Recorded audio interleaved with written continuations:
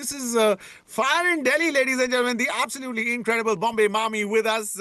So first there was Tashan, then there was a transition to Bombay Mami. We basically got really inspired by Choli ke piche kya hai.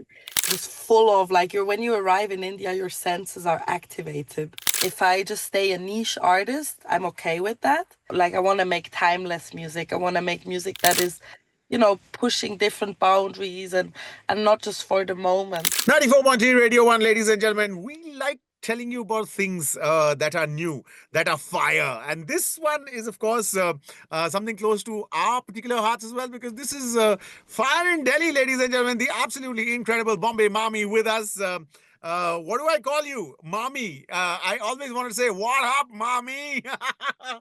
Please feel free, whatever, however you feel. So first there was Tashan, then there was a transition to Bombay Mami, and now there's a new song. Tell us the story. So Bombay Mami, I think, is definitely now, I'm definitely in my Bombay Mami era. The Fire in Delhi story is, I've been working on my album for the past, you can say, well, it started basically the process that started 5 years ago, really and truly. But last 2 years, I was really working on my album, and Fire in Delhi came because I was kind of like nearly done with my album, but I felt like it's not yet done. So I went to Paris to see some friends, work with some people, and I went to this museum and I walk in and it's a Bollywood exhibition. It's called Bollywood Superstars exhibition. And then the first song I hear was Choli Ke Piche Kya Hai, and I was just like, so many childhood memories came up, and then I went back to London to see my producer Tudor and with Kemi, who I wrote the song with, and I showed them the song, and we basically got really inspired by Choli Ke Piche Kya Hai. And then I was in a difficult situation back then, like emotionally and just in life. So chaos, there was a lot of chaos. And, Delhi is kind of like the metaphor for the chaos. Yeah, and there are fewer um fewer more appropriate metaphors for chaos than our beloved city. um a Swiss Indian heritage, the wonderful flowing sacred river of Ganga from of Varanasi, and the wonderful Swiss Alps. That's quite the high and low as far as heritage is concerned, no? It's like it's just like I think the total opposites, if you want. Like I think India obviously is like this, you know, just full of like when you arrive in India, your senses are activated. All your senses activated. Like and Switzerland, it's just yeah, it's just quiet. Quint. And empty.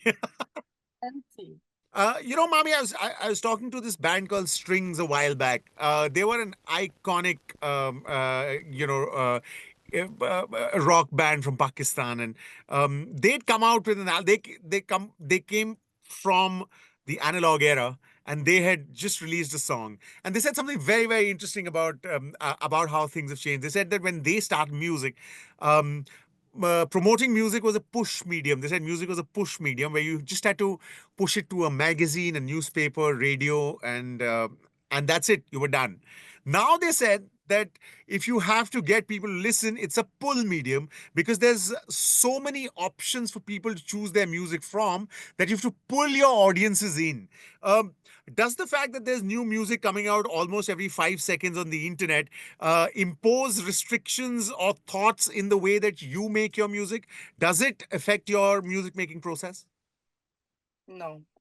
I think back in the day when I was maybe in my Tashan era, it was more of that because I was still finding my sound, and I feel now I'm very clear in what direction I'm going and what I want to do. So I really don't. It's not about like, obviously, you get influenced and you listen to music and you might get, like influenced by certain things, but overall this whole stress, inner stress, because essentially that's what it is. You kind of put pressure on yourself because there's so much competition, but I kind of just like I'm just on my journey and I'm just really enjoying it and I just know where I want to go. And the thing is, I have also come to terms with the fact that if I just stay a niche artist, I'm okay with that.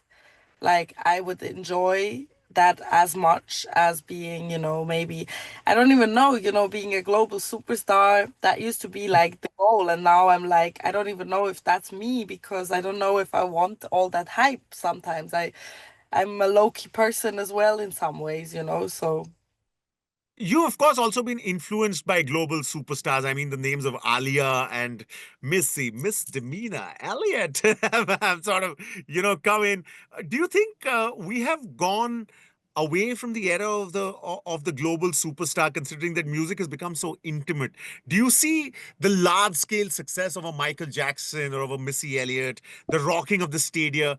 Do you think that is possible in the times that we are in? that's a question. I don't think it's this it I don't Hmm. think there will be another Beyonce. I don't think there will ever be that type of superstardom. I think yeah, it's just way more personal and I think it's great because that era was so interesting, but I also think the glorification of people sometimes it's just not it's just surreal, but I guess also that's what makes it interesting. So I think there's nowadays with obviously all this, being everybody is kind of trying to be kind of influential in their way. So I think people with, now this era of having social media just have that I can be also that. And I think it's interesting. We're in a very different era where this whole, yeah, superstardom is a bit, I mean, maybe India is a bit different still. But still, that proximity to stardom is now so much easier. So probably we don't respect it anymore, do we? Not that we don't respect. I think it's just like we just see that there's other things that are more important. Like it's Yeah. like it's cool and everything, but it's also like at the end of the day, we all go to the toilet. That is true. Irrespective of whether it's made of gold or ceramic, finally we do end up there. There's another question that comes to mind for an artist who sort of put her heart and soul into the music. There's this incredible documentary by Dave Grohl called Reel to Reel, where he saved an analog console actually from that was the console on which Nirvana's songs were recorded, and because that studio could not sustain itself, they were selling it. I was a roadie. I used to handle cables, and from there I learned everything that there was to learn about sound engineering. Um, Today, there are a lot of people who are getting a lot of attention for their music that they would not have got if the internet had not been there. But there are a lot of people who are in the business who have no business being in the business of music. What are your views on this? I mean, I think coming back to the fact that, I think being an expert in something is one thing. Like an engineer, he's an expert in his field, right? Like he has to be like so technical, but it's a very interesting form of art because obviously you're kind of trying with technology to bring out emotion. And I think that nowadays, obviously, it's like fast fashion. Everybody is able to, just create something that can grab attention. But then, I think it's just also time will tell who will kind of last. Because true artists, obviously, it's not just like, oh, I'm doing this today and then tomorrow I'll do something else because you can't. Like you're in it for life.